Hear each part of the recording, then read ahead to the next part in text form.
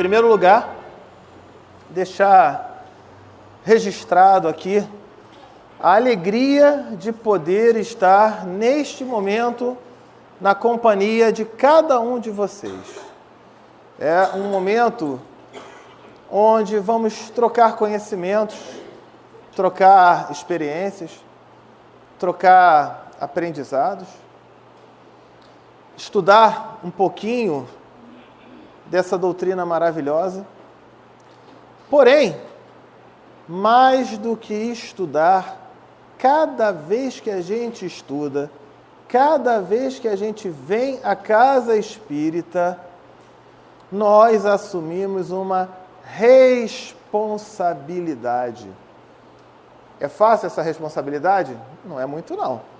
Sabe por quê? É a responsabilidade de colocarmos na prática todos os valores que são ensinados na casa espírita. Quando a gente lê uma obra, a gente estuda sobre amor, caridade, e aí, na casa espírita, todo mundo é legal, todo mundo se abraça, todo mundo faz carinho. Aí quando sai da casa espírita, eu conheço uma no Rio de Janeiro que tem essa situação, numa casa enorme, e tem um estacionamento enorme, mas a saída é para um carro só. As pessoas vão na casa espírita, lógico que não são todos, pelo amor de Deus, não são todos, são alguns. Mas vão na casa espírita, assistem às palestras, se sentem abastecidas, que coisa boa e tudo. Aí quando sai, vai no estacionamento, tem lá 200 carros, uma saída só, parece que todos aqueles valores foram: Bibi, vamos lá, anda aí e tal, como é que é? Roda presa e aquela... Acabando de sair da casa espírita. Então, nós temos uma responsabilidade, porque nós sabemos que com esses valores a gente trabalha com vibrações, com padrões vibratórios de sintonia, e a gente reclama muito, por exemplo, da obsessão, mas quando a gente vibra num padrão vibratório inferior, a gente fica compatível com os obsessores. E não vamos dizer, eu não sabia. Aí esse é o grande ponto. Daí a responsabilidade. Sabia, sim. Claro que sabia. Você frequenta a casa espírita, você estuda, você sabe isso mais do que ninguém. Vamos colocar na prática, né? Então, é o recadinho inicial, né? Uma alegria muito grande poder estar aqui em Rio Preto, agradecendo o convite da direção da casa, o nosso amigo Oceander, que está sendo um guerreiro de me aguentar esses dias todos, leva e busca, vai no aeroporto, me leva, busca, vai para cá, vai para lá, enfim, só tenho a agradecer. E o tema de hoje, aspectos morais e culturais da Bíblia. Vai falar em Bíblia, esse negócio é meio... Caramba! Esse estudo está sendo transmitido ao vivo pela internet e em alguns momentos é possível que tenha gente que fale assim: Sérgio, eu vou te dar um clique, hein? Eu vou clicar no X ali, né? Porque a gente vai tocar aqui em algumas coisas que são importantes. Estão na Bíblia, mas precisamos trabalhar um conceito que em doutrina espírita nós já estudamos, que é a chamada fé cega e fé raciocinada. Então a primeira coisa que eu tenho a dizer é que diante desse estudo, em nenhum momento estamos querendo denegrir, distorcer, negar o valor imenso que está contido na Bíblia, mas apenas mostrar a importância de entendermos e trabalharmos o conceito de fé cega e de fé raciocinada. Ok? Então, a Bíblia é um livro sagrado. Tudo bem.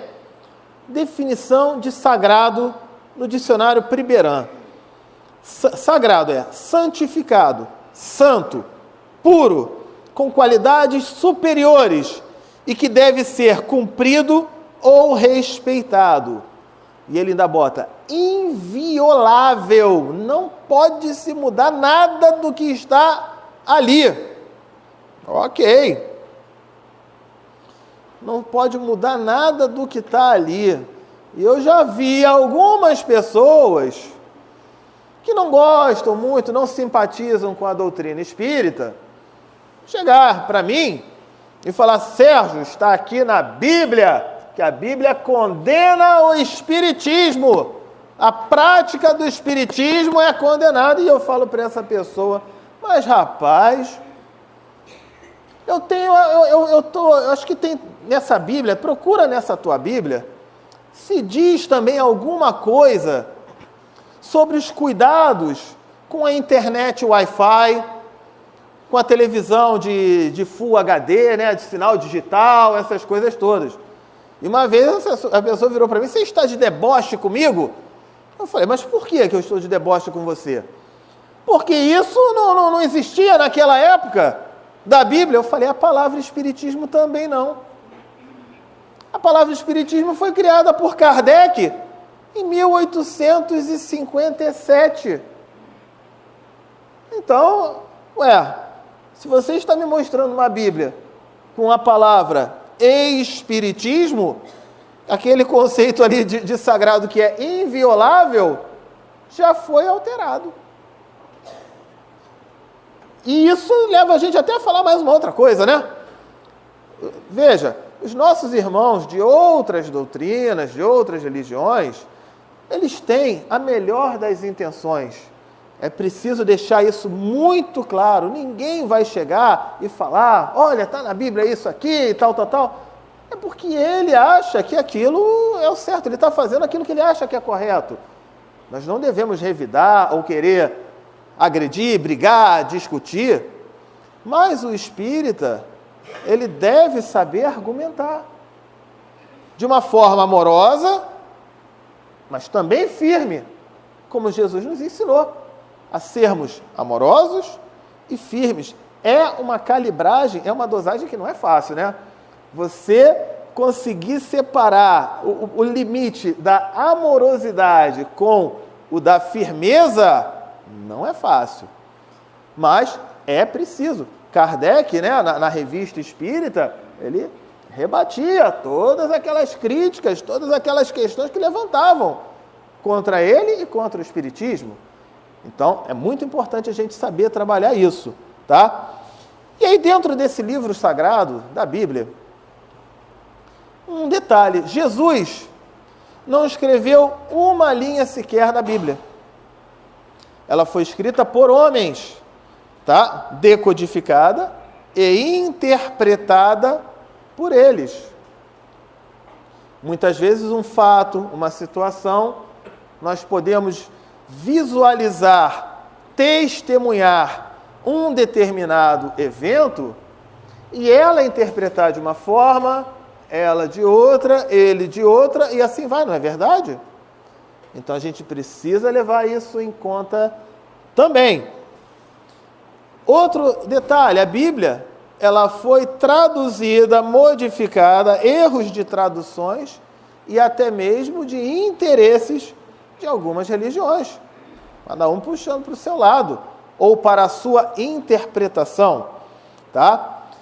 Eu recomendaria aqui um livro chamado Analisando as Traduções Bíblicas, do Severino Celestino. Severino Celestino é um autor, é um espírita, que ele conhece o hebraico. Então, ele pega a tradução lá na fonte, e não na Bíblia que já foi traduzida e modificada e aquilo tudo. Reparem só, o nosso Evangelho segundo o Espiritismo, escrito nos anos 1800 e alguma coisa, quando a gente vai fazer o estudo, cada um está com uma versão, tem alguma palavrinha que está modificada, imagina a Bíblia lá de trás. Então, isso é o quê? É raciocínio. Vamos trabalhar isso direitinho. E aí, nessa hora da Bíblia, vem a famosa crítica que colocam contra os espíritas, lendo o Deuteronômio 18, que vem assim: Deus abomina o espiritismo. E o que diz no Deuteronômio 18? Não se ache no meio de ti quem faça passar pelo fogo seu filho ou sua filha, nem que se dê a adivinhação, à astrologia, aos agouros, ao feiticismo, à magia, ao espiritismo. Mas, rapaz, essa palavra estava na Bíblia, como é que pode? Só foi inventada 1.800 anos depois? Aliás, não, mais ainda, né? Deuteronômio é Antigo Testamento. As adivinhações ou a evocação dos mortos, porque o Senhor teu Deus abomina todo aquele que dá as suas práticas, e é por causa dessas abominações que o Senhor teu Deus expulsa diante de ti essas nações. Será inteiramente do Senhor teu Deus as nações que vais despojar. Houve os agoureiros, os médiums. A palavra médium, tem Bíblia que está escrito médium. Eu falei assim, olha, maravilha isso, hein? E os adivinhos. A ti, porém, o Senhor teu Deus não permite. Aí tem Levítico. Levítico 19 e 31. Esse estudo está sendo gravado, então depois, quem quiser pegar a Bíblia e conferir, vai encontrar lá direitinho, tá? Levítico 19 e 31. Não vos dirijais aos espíritas, nem aos adivinhos. Não os consulteis para que não sejais contaminados por eles. Eu sou o Senhor vosso Deus. Levítico 20, 27. Qualquer homem ou mulher que evocar um espírito ou fizer adivinhações será morto, apedrejado e levarão sua culpa. Primeiro ponto aí, então, né? A gente vê muitas pessoas falando, eu não acredito em espiritismo, eu não acredito em reencarnação, eu não acredito em comunicação com os espíritos. Então, por que estão proibindo? Estão proibindo uma coisa que não existe? Quem é que está se dando ao trabalho de colocar numa Bíblia a proibição de algo que não existe? É estranho. É estranho. Então existe. Já é o primeiro argumento que a gente tem para responder aquele irmão. Se está aqui escrito que é proibido, é porque existe então, né? E aí a gente coloca, sendo considerado isso tudo sagrado, considerado que tudo que está ali é exato, perfeito e infalível, será. Se a gente for observar essa infalibilidade e comparar com o que consta no Livro dos Espíritos, por exemplo, sobre Deus, pergunta número 1, Livro dos Espíritos, o que é Deus? Qual é a resposta? Alguém sabe me dizer? Não sabe?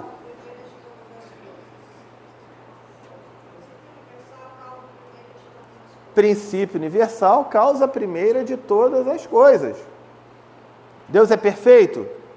É. Deus é justo? É. Deus é princípio, a causa universal de todas as coisas. Mas se a gente for olhar direitinho na parte bíblica, Gênesis 1:31. Deus é perfeito, né? Então consta lá assim: e viu Deus, tinha acabado de construir o mundo, né, em 7 dias, aquela coisa, e viu Deus ao conferir tudo quanto tinha feito, e eis que era muito bom. Se ele foi conferir é porque ele podia errar, né? Então se ele errava, então não é perfeito, né? Então já tem alguma coisa estranha. Tudo bem, vamos lá, se a gente for olhar mais ainda, causa suprema de todas as coisas, perfeito. Se você pegar na Bíblia a quantidade de vezes que Deus se arrepende, meu Deus do céu. A gente olha, por exemplo, Deus, tem escrito, né, na própria Bíblia também, Malaquias 3:6, porque eu, o Senhor, não mudo, por isso vós, os filhos de Jacó, não sois consumidos. Ainda em Números 23:19, Deus não é homem para que minta, e nem filho do homem para que se arrependa. Então ele fala, Deus não se arrepende. Aí em 1 Samuel 15:29, aquele que é a glória de Israel não mente, nem se arrepende, pois não é homem para que se arrependa. Então ele colocou, Deus é perfeito, não vai se arrepender. Ele sabe o que faz. Aí nós pegamos, por outro lado, Êxodo 32:14. Então o Senhor arrependeu-se do mal que dissera e que havia de fazer ao seu povo. Mas ele não se arrepende, ele se arrependeu, e agora? Que coisa estranha. Samuel 15, 10, 11. Então veio a palavra do Senhor a Samuel dizendo: arrependo-me de haver posto a Saul como rei, porquanto deixou de me seguir e não cumpriu as minhas palavras. Então Samuel se contristou a toda noite e clamou ao Senhor. Mas esse Deus dessa Bíblia, dessa Escritura, ele não tem sentimento só de arrependimento, não.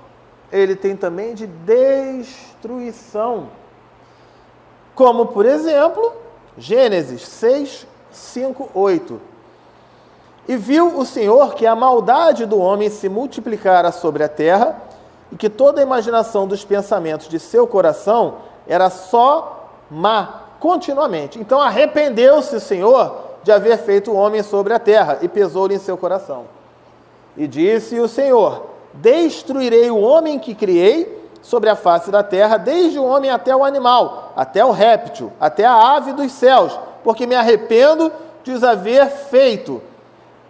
E Noé, porém, achou graça aos olhos do Senhor. Você consegue imaginar Deus chegando? Noé, olha, o negócio é o seguinte, Noé, eu fiz uma besteira que não tem mais tamanho.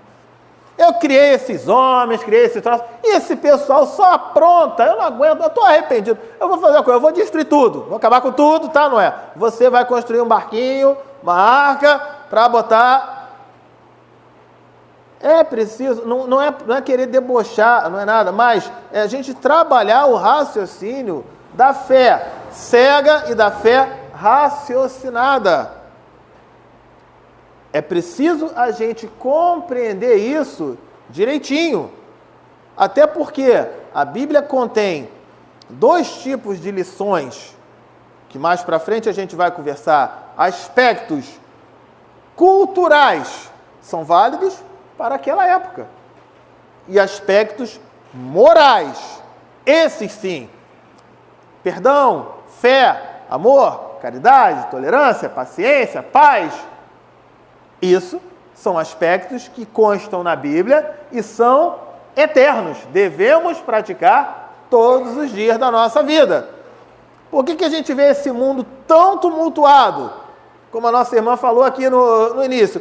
Porque muita gente quer seguir a Bíblia ao pé da letra, à risca. Dentro desse Deus da destruição. E aí vai destruir as famosas guerras santas, né?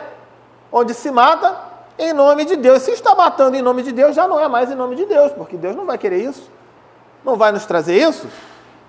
Então, outra situação, que essa eu achei até curiosa, está em Gênesis 18, 23, 33. Deus querendo destruir, né? Aí fala assim, Abraão consegue convencer a Deus de que não deveria destruir a cidade de Sodoma, se lá encontrasse pelo menos 10 pessoas justas. No início, todos seriam destruídos, justos e ímpios, né? Aqueles que não são corretos. Mas com a interferência de Abraão, que demonstrou ser um excelente argumentador, o Senhor amoleceu o coração e passou a ser mais condescendente. Dos 50 justos que havia falado anteriormente, se conformou em procurar apenas 10. Vocês conseguem imaginar Deus falando, eu vou destruir, eu vou acabar e tal? Aí vem o nosso irmão, né, como se fosse Abraão, Deus, não faz isso não, Deus, pensa direitinho, Deus, olha só. E Abraão, um excelente argumentador, e Deus falando, agora faço ou não faço? O que eu vou? Ah, meu Deus do céu. E aí o Abraão, Abraão, você me convenceu. Não vou destruir não. Está na Bíblia. Consta ali. Isso é fé cega ou é fé raciocinada? É fé cega. A gente precisa diferenciar isso, ok? Tem uma outra situação. Mais um arrependimento, né? Deus foi, destruiu tudo, mandou Noé salvar os animais com a arca. A enchente cobriu todo o planeta de água. E na Bíblia ele fala como é que seria construída essa arca. Ele fala, né? Construirás uma arca de 300 côvados, o comprimento da arca, 50 côvados a sua largura e 30 côvados a sua altura. Bom, vamos traduzir para nosso sistema métrico, tá? Então essa arca, um côvado, são 45 centímetros. Quando ele fala 137, então ele está dizendo, nessa tradução, é uma arca de 137 metros de comprimento. 22 metros de altura e 13 de largura. Então vamos lá, 137 de comprimento, 22 de largura. Um campo de futebol, ele tem 120 de comprimento e 90 de largura. Então ele é 3 vezes menor que o campo de futebol. Um pouquinho mais comprido, 3 vezes menor do que o campo de futebol. E dentro desse campo de futebol, então, que ele fez a arca, 137 metros, o Titanic, por exemplo, tinha 270 metros. Legal. E botar um casal de cada bicho nesse espaço. Num campo de futebol. 1/3 de um campo de futebol. Gente, alguém consegue me explicar? Um casal de cada bicho. Como é que eles fizeram para a cobra não comer o sapo? Para o leão não comer o coelho? Como é que eles fizeram isso? E os dejetos lá dos bichos? Eu tenho cachorro em casa, todo dia eu tenho que limpar, preciso ficar 2 dias sem limpar. Com um cachorro fica um cheiro danado. Imagina com todos esses... E o alimento para isso tudo? Um casal de leões, tá? Para 40 dias, ele precisa comer meia tonelada de alimento. Como foi isso? Como é que pode isso? Então, são histórias, são alegorias que se colocam para narrar situações ali que eram importantes para a cultura, para a crendice daquela época. Ok? E aí a gente ainda encontra erros históricos, erros geográficos. Vou dar mais um exemplo. Tem uma passagem em Josué, capítulo 10, versículos 12 e 13, que conta lá que Deus tinha um grupo lá chamado os amorreus, e Deus não estava muito satisfeito com os amorreus, não. Estava meio na bronca, estava chateado. Deus, para ficar chateado, era a coisa mais fácil, né? Que tinha. Então Josué falou ao Senhor no dia em que o Senhor deu os amorreus nas mãos dos filhos de Israel e disse na presença dos israelitas. Então estavam os filhos de Israel lutando contra os amorreus, tá? Mas eles já estavam lutando e tinha que definir aquela batalha naquele dia. Não tinha jeito. Mas o sol já ia se pôr, já ia anoitecer. Como é que vai fazer agora? Não tem como, né? E aí ele fala que Deus chegou e falou, o sol, pois, vai se deter, e o sol se deteve no meio do céu, e não apressou-se a pôr-se quase um dia inteiro. O sol não se pôs até acabar aquela briga, para o pessoal poder acabar, matar os amorreus. Primeira coisa, né? Não é o sol que se deteve, porque é a terra que gira em torno do sol. Olha o erro geográfico que já existe aí. Tudo bem, naquela época. E uma vez um amigo chegou e falou assim, mas Sérgio, para Deus tudo é possível. Comentou, para Deus tudo é possível. Gente, vocês imaginem então parou o planeta Terra. Ok. Quando a gente está no carro, uma velocidade de 50 km por hora, eu estou a 50 km, o sinal fecha, eu dou uma freada brusca, porque eu não percebi. O que acontece com a gente? A gente não dá um... Opa, não, né? O planeta Terra, ele se desloca numa velocidade de 107.200 km por hora. Vocês imaginem o planeta Terra, Deus botar um freio no planeta Terra a 107 mil para poder pegar os amorreus ali. O planeta, imagina, ia ser a maior catástrofe ambiental. Isso daqui foi, inclusive, tem uma palestra do Clóvis Nunes que ele comenta isso. Muito conteúdo daqui, eu busquei desse estudo do Clóvis Nunes, que é muito bom. Né? Como é que ele ia fazer isso? Parar o planeta para pegar os amorreus ali. Poxa, é muita vontade, né? E, aliás, ia matar todo mundo.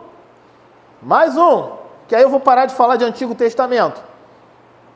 Sírios, 1 Reis, capítulo 20, versículo 27 ao 30. Ele fala assim: também os filhos de Israel se passou revista, e providos de víveres, marcharam contra eles e os filhos de Israel. Acamparam-se de frente deles com 2 pequenos rebanhos de cabra, como se fossem 2 pequenos rebanhos de cabra, a quantidade de pessoas, tá? Mas os sírios enchiam a terra. Aí no 28 ele fala: e chegou o homem de Deus e falou ao rei de Israel e disse: assim diz o Senhor, porquanto os sírios disseram: o Senhor é Deus dos montes e não Deus dos vales. Toda essa grande multidão entregarei nas tuas mãos para que saibas que sou o Senhor. Legal. E 7 dias estiveram acampados e de fronte dos outros. E sucedeu-se ao 7º dia que a peleja, o combate começou. Os filhos de Israel feriram os dos sírios 100.000 homens num só dia. 100.000 homens num só dia. Está escrito lá. E os restantes fugiram a Afec, a cidade, e caiu o muro sobre 27.000 homens que restaram. Aí ele vai contando mais. Como é que se mata 100.000 pessoas num só dia, com aquela tecnologia, 2 bandos de cabra, 2 rebanhos de cabra, fazendo aquilo? A bomba de Hiroshima, ela matou 75.000 pessoas. A bomba de Hiroshima. Depois morreram mais 80.000 pelos efeitos da radiação.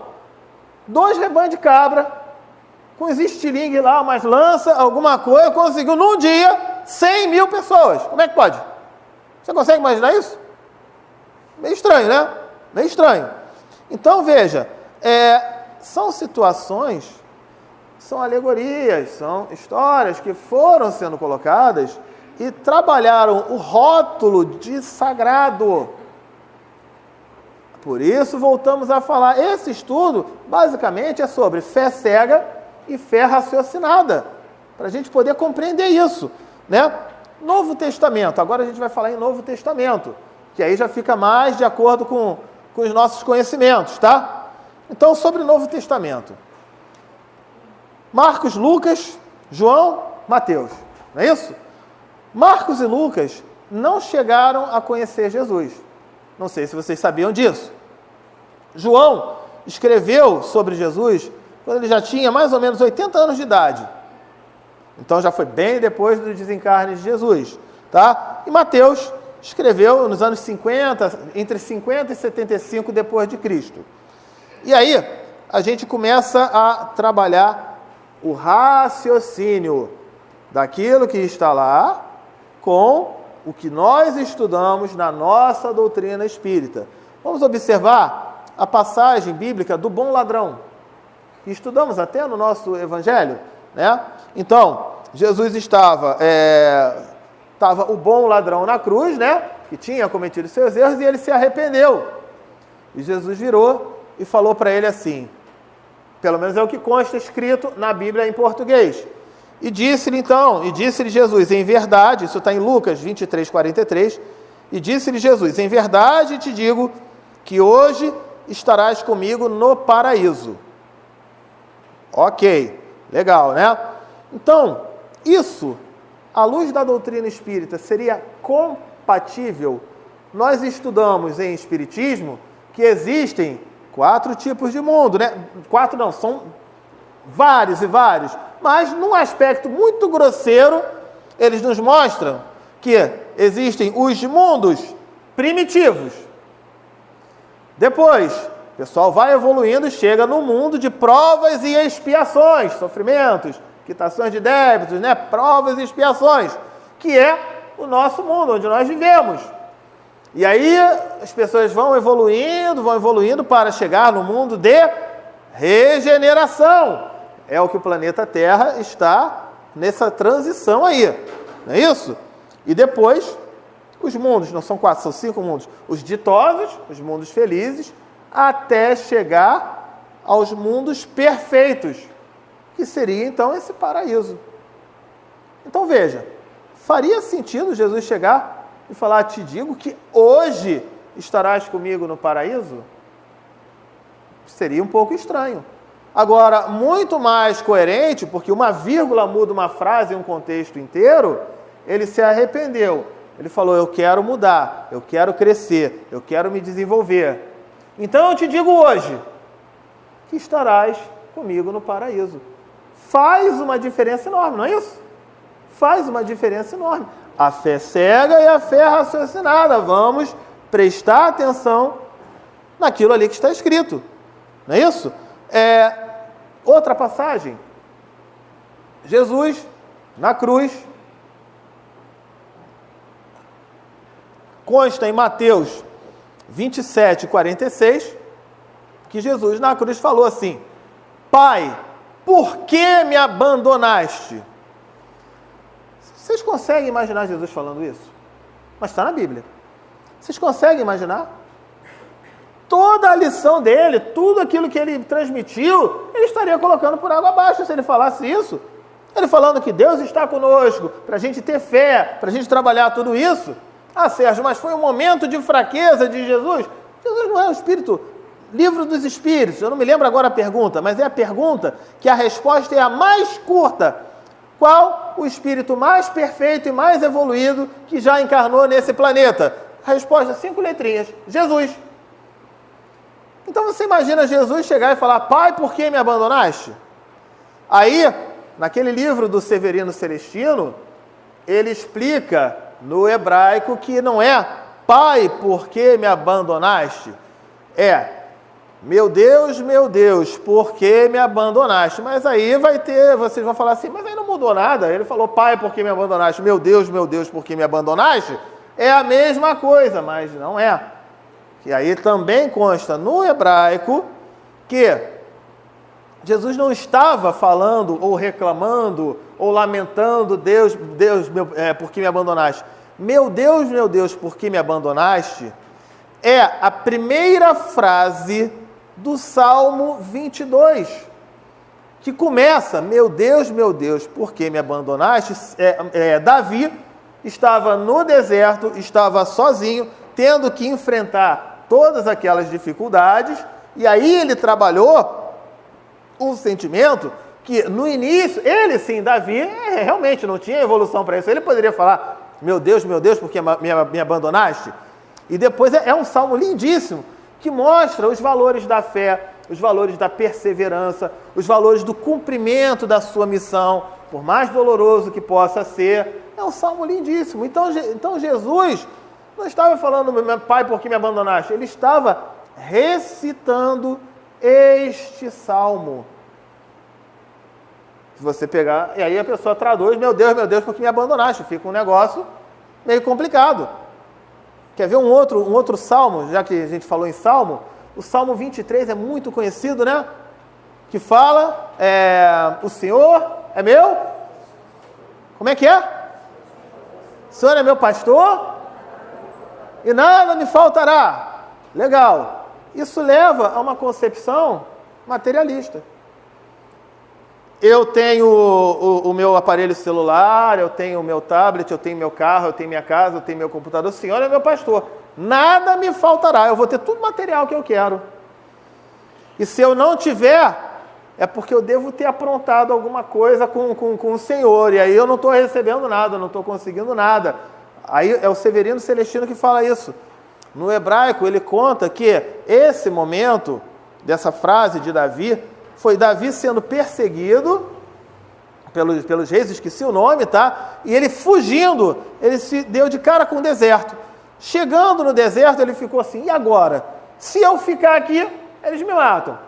E se eu entrar no deserto, a enfrentar o deserto vai ser muito complicado. E ele resolveu, então, enfrentar o deserto. Era a única opção que ele tinha. Ao entrar no deserto, aí os soldados pararam de persegui-lo. Ele está entrando para o deserto, já era, né? Não vai ter mais saída. E Davi, então, entrando no deserto, ele trabalhando a sua fé, ele falou, o Senhor é meu pastor. Eu vou enfrentar uma grande dificuldade, um grande desafio. Mas o Senhor é meu pastor, não me faltará. Não me faltará. Isso significa parte material ou a parte de conexão com a fé, com a presença de Deus, com a atuação, percebem como é que muda completamente? E a gente fala aqui, o Senhor é meu pastor, nada me faltará, nada me faltará. Quando eu compro um carro, quando eu compro... Não, opa! Bota adesivo no carro, né? Aquela coisa toda. Então, veja, é importante a gente analisar as palavras que constam na Bíblia com a fé raciocinada. Faz uma diferença enorme. Vocês concordam comigo? Essa do Salmo 23, né? Voltando a falar, Deuteronômio 18. Essa palestra de hoje, ela tem origem num programa que eu apresentava numa rádio que era a Rádio Brasil, que é a Rádio Brasil Espírita. Eu apresentava alguns programas lá. Tem a Rádio Espiritismo, que a gente fundou. Tem a Rádio Brasil Espírita, que também é maravilhosa, muito conteúdo bom, tá? E eu estava apresentando um programa ao vivo. E eu abria espaço para perguntas e respostas. E toda semana vinha um e mandava esse Deuteronômio 18, né? O espírito é condenado e aquilo, né? Aquelas coisas todas que eu li ainda agora. Aí eu fazia cara de assovio, deixa para lá, não vou discutir, não vou nada. E na semana seguinte ele de novo colocava. E de novo colocava, e de novo colocava. Chegou uma semana, eu tinha assim, no horário de intervalo, eu tinha 2 minutos de intervalo para preparar as respostas, né? E eu pensei assim, peraí, vamos responder isso aqui.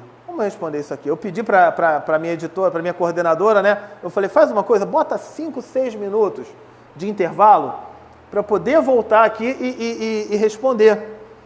Por quê? O primeiro ponto, ele colocando sobre esse Deuteronômio, né?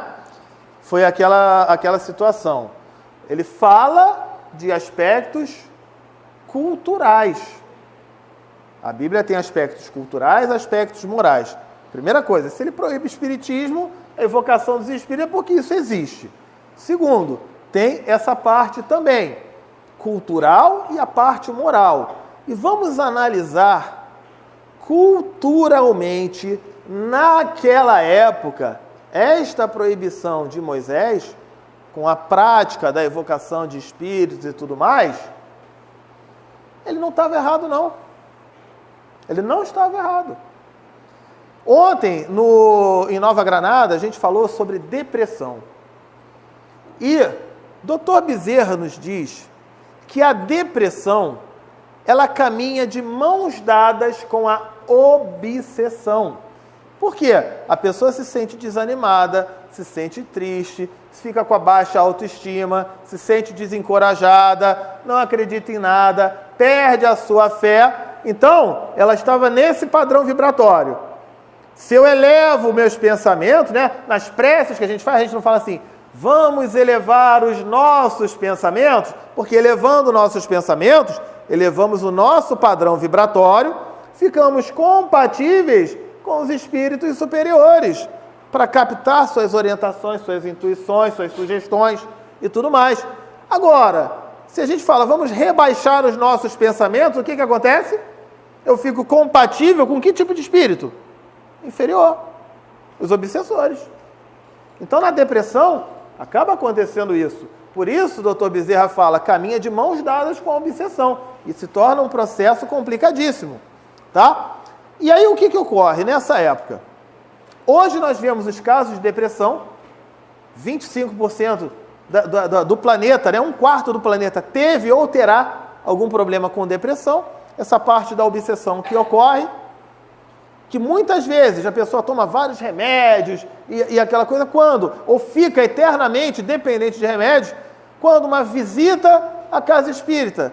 E aqui eu não preciso nem falar, eu estou conhecendo a casa hoje, mas pelo que eu já conheço sobre a casa, pelas informações que eu tenho certeza que os dirigentes da casa conhecem muitos casos de pessoas que chegaram aqui com depressão e que saíram curadas, vamos dizer assim, com os conhecimentos da doutrina espírita.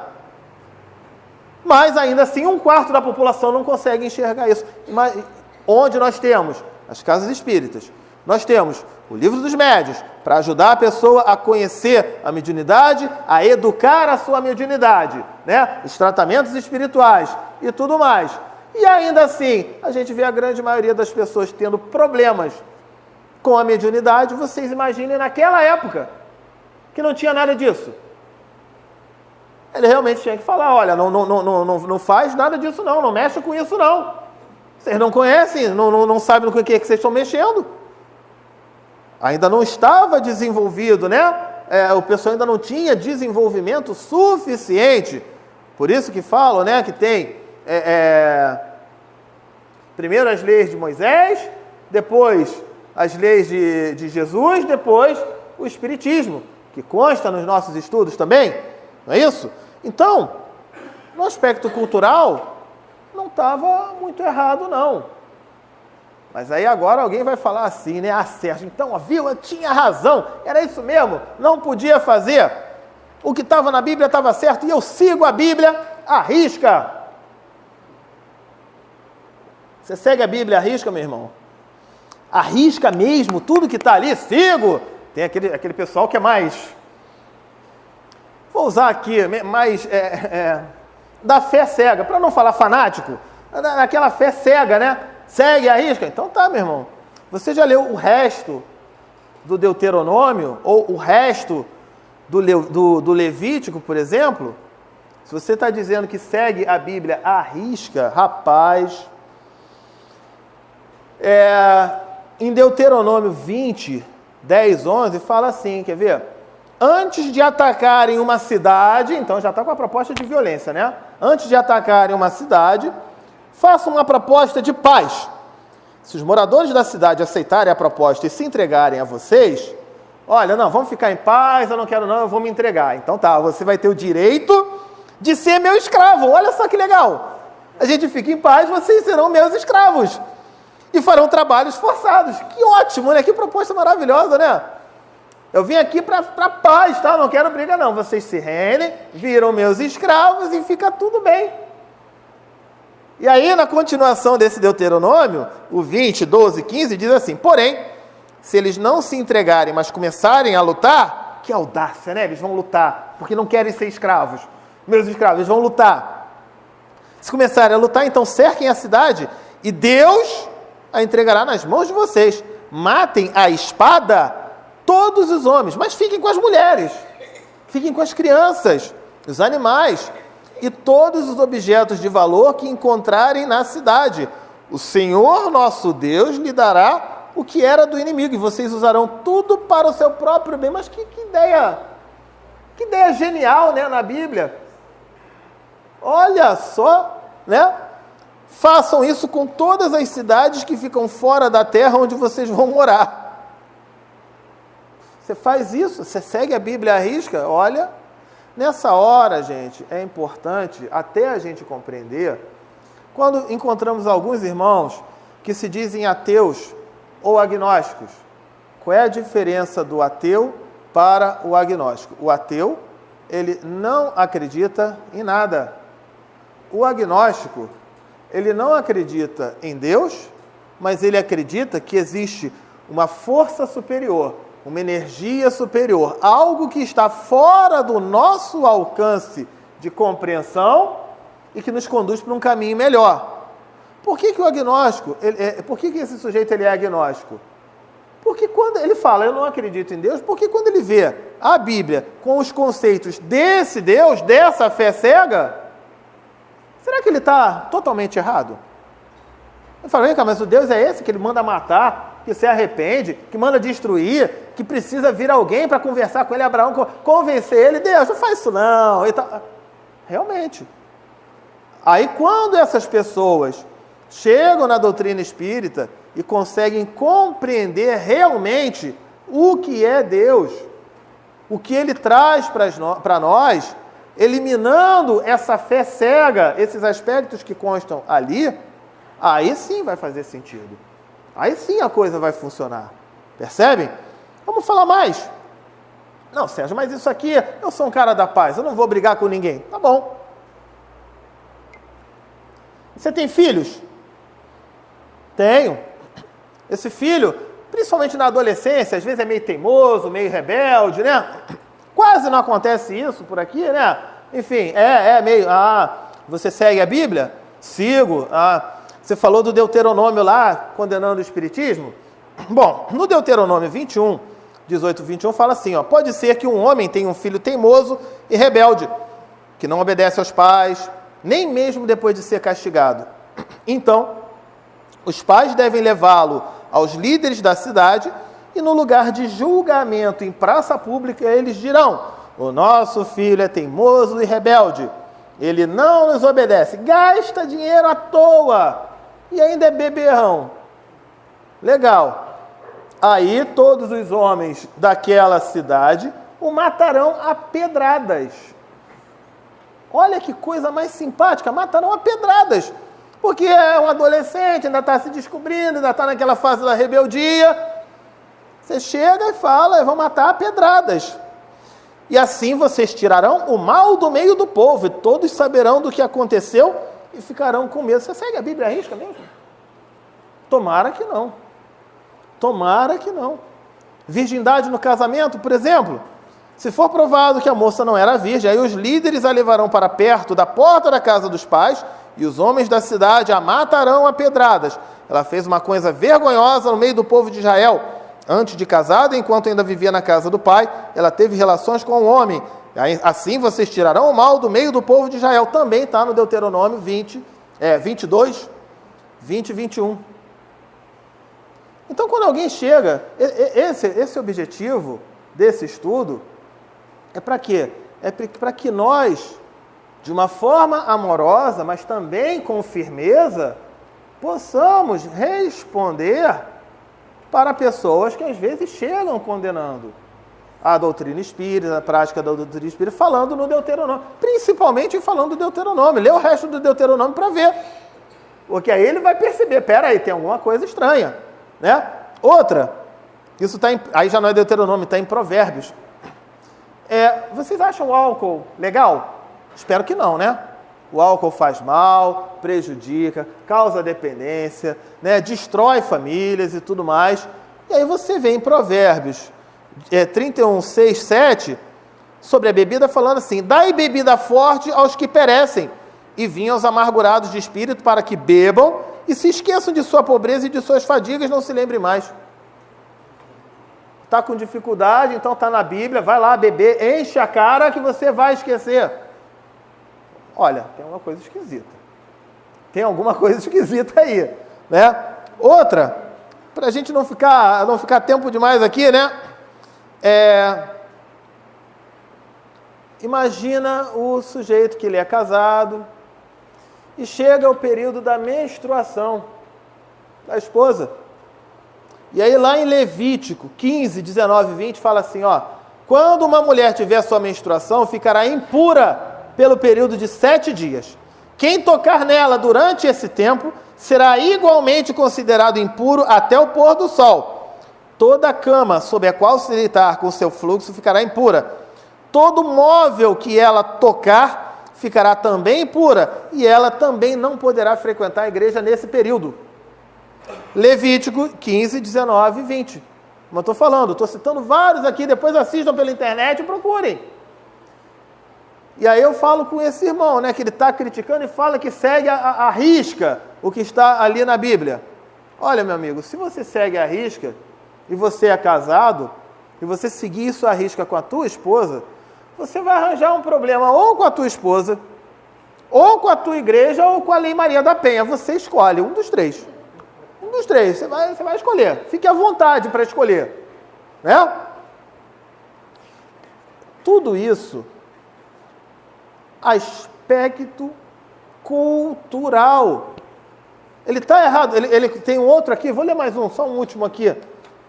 Levítico 12, 2, 5. Fala sobre a maternidade, a mãe dando à luz e ela tendo que ficar na solitária. Fala aos filhos de Israel, dizendo, se uma mulher conceber e der à luz a um menino, será imunda 7 dias, assim como nos dias da separação da sua enfermidade será imunda. E no dia 8º se circundará o menino a carne do seu prepúcio. Depois ficará ela 33 dias no sangue da sua purificação. nenhuma coisa santa tocará e não entrará no santuário até que se cumpra os dias da purificação. Mas se der à luz a uma menina, será imunda 2 semanas, como na sua separação, depois ficará 66 dias no sangue da sua purificação. Legal. Gente, está errado essa orientação naquela época? Vamos lembrar que era um povo guerreiro, era um povo de extrema ignorância. E a mulher dava à luz e o marido, ele queria, vamos falar assim no povo, queria namorar, né, para não falar outra coisa. Queria ter o ato sexual. A mulher acabou de dar à luz, nossa, está fragilizada, está naquele, né? Então, por ele iria querer, né, ter a relação sexual. Mas, quando ele viu, no Antigo Testamento, na Bíblia falando, não faça isso, deixa ela em paz pelo menos durante 1 mês. E aí eles deixavam. Era um Deus do medo. Era um Deus que as pessoas seguiam as ordens que eram dadas através do medo, mas pelo menos isso dava sossego para aquela mãe que tinha acabado de dar à luz. Vale para os dias de hoje? Não vale isso aqui. Isso aqui a gente já tem toda a compreensão a aspectos culturais. Então, gente, é por isso que a gente tem na Bíblia, veja, todas as religiões do Ocidente, elas são pautadas na Bíblia. E são seguidas, né? São orientadas. E várias pessoas falam, mas por que o Espiritismo não tem essa Bíblia, não tem isso tudo? Porque, no caso do Espiritismo, nós pegamos os valores morais. Pegou aquilo que realmente é importante para a nossa evolução moral, nosso progresso como espíritos nessa nossa jornada, nessa nossa caminhada. É muito importante que a gente tenha essa percepção. Tem gente que fala, vocês não aceitam, tem a Bíblia de Kardec. Não é nada de Bíblia de Kardec. Ele pegou no Evangelho aquilo que era de aspecto moral, aquilo que era mais importante. E, através dos Espíritos, eles foram pegando cada passagem de Jesus, todo o capítulo do Evangelho segundo o Espiritismo, ele começa, né, o item 1, 2, 3 e 4, geralmente, é algum texto da Bíblia. Mas textos que tenham valores morais. E aí tem a explicação e depois instruções dos espíritos, ou seja, os espíritos que já desencarnaram, mostrando a visão, a percepção do lado de lá. Como, por exemplo, consta, né, de uma rainha, esqueci, rainha da França, se não me engano, né? Rainha da França, que ela trabalhava todo o aspecto material, né, querendo ser paparicada, querendo ser atendida, e achava que ao chegar no plano espiritual ia continuar desse jeito. E ela fala, que decepção, que engano terrível, não é nada disso. A gente aqui vai estar trabalhando, aqui é outra coisa, é outra situação. E aí pede para reencarnar mais uma vez, para poder dar continuidade, para poder quitar seus débitos, para poder aprender. Então, o Evangelho segundo o Espiritismo, por isso, ele é tão importante para nós, faz a gente ter a percepção, sim, da Bíblia, de tudo aquilo que Jesus ensinou nos aspectos morais. Faz com que a gente tenha a nossa interpretação, nós aqui encarnados, né, espíritas, e faz a gente ter mais ainda a percepção, nós aqui recebendo as instruções dos espíritos, nos contando como é que é do lado de lá. Para quê? Para que a gente trabalhe a nossa melhora, a nossa reforma íntima, aqui, encarnados. Afinal, nós não estamos aqui nas provas e expiações, né, de quitar nossos débitos e tudo mais, nossos resgates. Eu tenho que resgatar isso estando encarnado. e tendo a instrução bem clara, por escrito, do lado de lá, não facilita? Igual quando eu estou dirigindo, se eu estou dirigindo uma estrada, tudo bem, eu pego o GPS e vou fazendo um caminho. Eu não sei onde é que tem engarrafamento, eu não sei onde é que tem algum problema na pista, mas se alguém de helicóptero estiver em contato comigo, não fica mais fácil? Ele fala assim, ó, pega direito, ó, se você for reto ali, tem um pessoal ali que está fazendo uma passeata, alguma coisa, você vai ficar parado ali. De helicóptero a visão é melhor. Então nós estamos aqui na Terra, como se nós estivéssemos dirigindo esse carro. E os espíritos amigos estão no helicóptero, nos orientando, nos auxiliando, nos amparando. Ó, o caminho é esse, o caminho é tal. Temos o livre-arbítrio de escolher o caminho. Eu posso ir para a direita, eu posso ir para a esquerda, fazer o que for. Mas não vamos reclamar que nós não tivemos orientação. E aí vem aquilo que conversamos no início do estudo. A nossa responsabilidade. É uma responsabilidade. É um dever nosso trabalhar e praticar todos esses valores, todas essas lições que nos foram ensinadas. Tá ok? Bom, a gente está finalizando o estudo de hoje. Deixa eu fazer só Quem quiser adicionar o meu WhatsApp, às vezes, para conversar, desabafar, tirar dúvidas, conhecer a Rádio Espiritismo, conhecer o trabalho do Evangelho no Lar. Toda semana a gente publica o texto do Evangelho, o texto da página de preparo, colocamos o significado das palavras mais difíceis em parênteses. Já fazemos isso desde 2012, já fizemos o Evangelho inteiro. Foram 225 vídeos. Estamos fazendo de novo. Na última sexta foi publicado o 40. Vamos fazendo de novo, né? A gente vai plantando essas sementinhas para as pessoas. Então, o meu WhatsApp, depois também, se não puder anotar, tem aqui na mesa o panfletinho da Rádio Espiritismo, tem o panfletinho, no caso meu, como psicoterapeuta, com o meu WhatsApp 21, para quem está na internet, né? 21 99247 5631. Repetindo, 21 99247 5631, tá? E só tenho aí a agradecer por essa oportunidade. Fico o desejo de muita luz, muita paz. Espero que isso tenha dado a cada um de nós a possibilidade de argumentarmos quando a pessoa, dentro de uma fé cega, vem criticar os princípios e os valores da nossa doutrina espírita. Lembrando, a crítica ela é feita, eles fazem com a melhor das boas intenções. Eles acham que aquilo é errado. Por quê? Porque eles desconhecem. E, aliás, foi isso que Kardec, no início do Livro dos Espíritos, falava, né? Para novas lições, novos conceitos, que a gente primeiro estude, conheça, para depois eu poder julgar, ou criticar, ou querer condenar.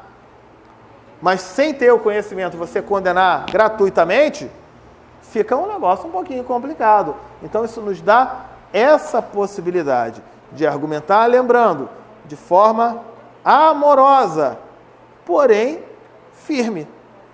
Esse é o grande aspecto, tá bom? Muito obrigado por essa oportunidade, pela atenção de vocês, tá? Fica o desejo de muita luz, de muita paz. Espero que vocês tenham gostado. Fiquem com Deus.